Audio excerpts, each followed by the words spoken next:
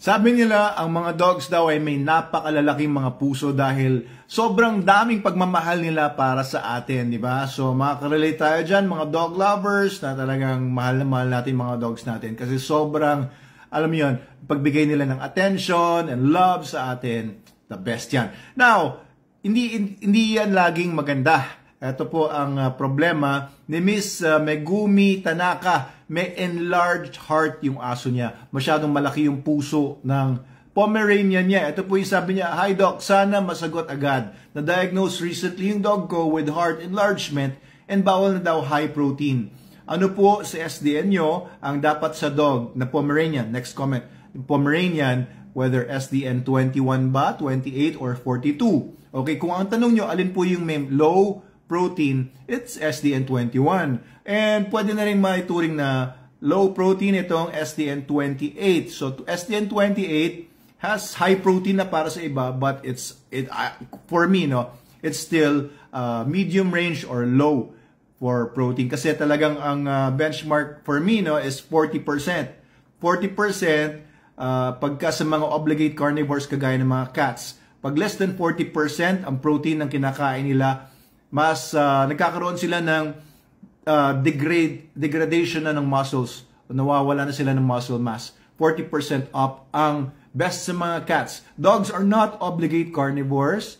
Okay, so nakaka-tolerate sila ng mas mataas na plant materials compared sa mga cats. Pero pag bibigyan sila ng SDN 42, yung mga mas mataas sa 40%, actually ito yung pinakamaganda, pinakamataas na animal protein sa lahat ng mga dog foods SDN, mas nagta-thrive sila, mas gumaganda yung muscle mass nila, mas gumaganda yung overall development and health ng mga dogs kapag naka-SDN 42. Pero kung yun ang prescription ng vet ninyo, hindi ko po alam kasi kung ano yung history taking ng vet ninyo sa dog ninyo, kung ano yung nakita niya, kung ano yung mode of treatment niya ngayon. Pero kung ang tinatanong nyo kung ano yung akma doon sa recommendation ng vet nyo ngayon, it's SDN 28 or SDN 21. But ito po, no, to elaborate more on enlarged hearts. Ang enlarged hearts, tinatawag nga siya na dilated cardiomyopathy or DCM for short. Ibig sabihin yung puso lumalaki for some reason. And iba-iba po ang mga causes niyan. It could be genetic, it could be nutritional deficiencies, it could also be na nagkaroon ng infection yung aso kaya nagkaroon ng enlarged hearts. Okay, ito po yung may mga breeds po kasi na dahil purebred sila, na-develop ng mga ilang mga breeds na mas prone sila or mas predisposed sila sa dilated cardiomyopathy or enlarged hearts. Ito po, kinuha ko yung listahan sa ilang sources. Pakinggan ninyo kung ang aso niyo ay kabilang dito sa mga breeds na ito and baka po predisposed yung aso niyo sa enlarged hearts. Number 1, Irish Wolfhounds, Newfoundlands, Doberman, yan. Ang Doberman may pinaka aggressive form ng dilated cardiomyopathy. Ang average na tinatagal po ng asong Doberman na may dilated cardiomyopathy ay mga 3 months lang. Okay, ito po. Sorry to say, no, sa mga Doberman owners. Number 4, Boxers, Saint Bernards, Dalmatians, Labrador Retrievers, meron ako niyan. Tibetan Terriers, Welsh Corgis, German Shepherd Dogs, meron din kami niyan. Great Danes, ayan sa mga small breeds, English Springer Spaniels, American Cocker Spaniels, English Cocker Spaniels, and Portuguese Water Dogs. So, ang mga purebred dogs kasi, kaya ako mas gusto ko ngayon yung mga crossbreeds or mga mixed breeds. Pagka magkakamag-anak po kasi yung mga binibreed lang, hindi kinocross sa ibang mga breeds, mas alam niyo yun, mas lumalabas yung mga genetic predisposition sa iba-ibang mga problema. Diba? So, classic example dyan, yung mga German Shepherd Dogs na, alam niyo yun, ang dami nilang mga problema, mahina yung digestive system nila, ayan, retinal atrophy, predisposed sila, elbow, ang tawag doon, dislocation or dysplasia, elbow dysplasia, hip dysplasia, at kung ano-ano pa. So, this is a problem ng mga purebred dogs.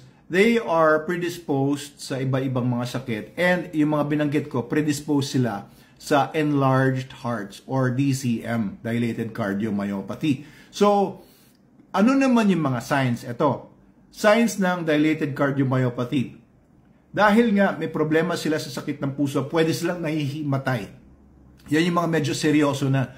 Or parang biglang nagpe-faint, biglang nawawala ng energy, alam yun, okay naman sila, tapos biglang, ayan na, bigla na lang namutla at bigla na lang yung aso nyo ay tumumba.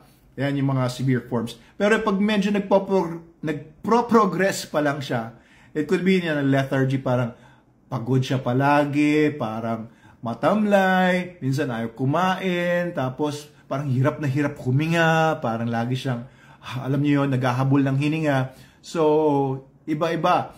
Pagka pinakinggan na po yan ng doctor, ng vet ninyo, sa stethoscope, maririnig na niyo yung mga murmurs, mga parang yung lungs niya ay medyo bara-bara na. Makikita maaaring may abdominal distension, lumalaki yung tiyan. Ayan, so maaaring i-x-ray ng vet ninyo, yung dog ninyo, makikita niya na malaki na yung puso, may problema na sa lungs and sa abdomen. Tapos, may ilang mga tests pa na pwede niyang gawin. Pwedeng ECG, etc. So, dilated cardiomyopathy, paano naman iti-treat ito? So, yung vet ninyo, gagawa ngayon siya ng treatment regimen. Depende rin po sa cause, Kasi nga, kung ang cause ay genetic predisposition, ayan, imamanage na lang po yan. Genetics na Imamanage na lang para humaba yung buhay ng aso nyo. Pero, maaaring hindi na siya mawala. Okay, pero kung ang problema ay infection, baka i-address yung infection. Kung ang problema naman ay nutritional deficiencies, yun naman yung i-address. Kasi yung DCM, naging issue itong DCM sa pagpapakain ng mga grain-free diets. Okay, kasi in recent years, yung mga pinapakain ng grain-free diets, mga mamahalin ito, imbes na grains ang nilagay nila, naglalagay sila ng mga peas, green peas sa formula nila, mga lentils, mga legumes, mga plant materials ito na hindi naman talaga angkop para sa mga carnivores na mga dogs natin. Yung mga dogs natin ay ancestors nila ay mga wolves, So they are carnivores, yung kanilang digestive system, ngipin nila, etc. Carnivorous po talaga yan. So sinasabi lang na omnivorous kasi natotolerate nila yung pagkain ng maraming starchy materials and plant materials, pero they will still thrive much better kapag pinakain nyo sila ng true carnivore diet kagaya ng STN42. Pero ito guys, kung nutritional deficiency, nakita po kasi nila na yung mga cases na pinapakain ng grain-free diets ng mga dogs, mas predisposed yung mga dogs o mas dumami yung mga cases ng mga dogs na may DCM na tinignan nila, pinapakain pala ng mga grain-free diets. Okay, akala kasi ng iba maganda yung grain-free, ayun pala, meron pang ibang problema kasi hindi rin naman natural yung mga legumes, peas, and lentils sa diet talaga ng mga carnivores.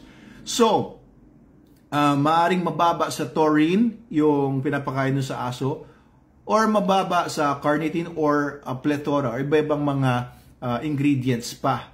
So, kung gusto niyo talaga the best dog food, SDN, the best dog food to and the multiverse, kompleto yan, Kasi alam niyo kahit sa mga cats, pag mababa ang taurine, dahil obligate carnivore sila, nagkakaproblema ang mga cats. And dogs and cats are basically carnivores all the same, pero yan, mas apparent nga yung problema sa mga cats. And yung 40% up, kagaya nito sa STN 42, yan yung pinakamaganda. Safe kayo dyan.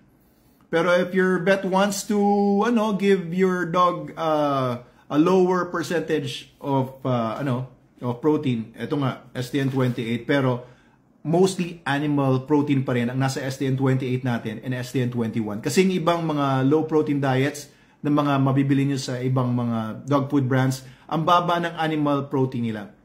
Okay, so depende sa treatment. Depende sa cause yung treatment. Alright, so yun lang muna, maubos na kasi yung 10 minutes ko, pero I hope na umayos po yung kalagayan ng dog ninyo, ma'am, kasi yung Pomeranians, hindi naman nga sila kasama sa mga genetically predisposed breeds.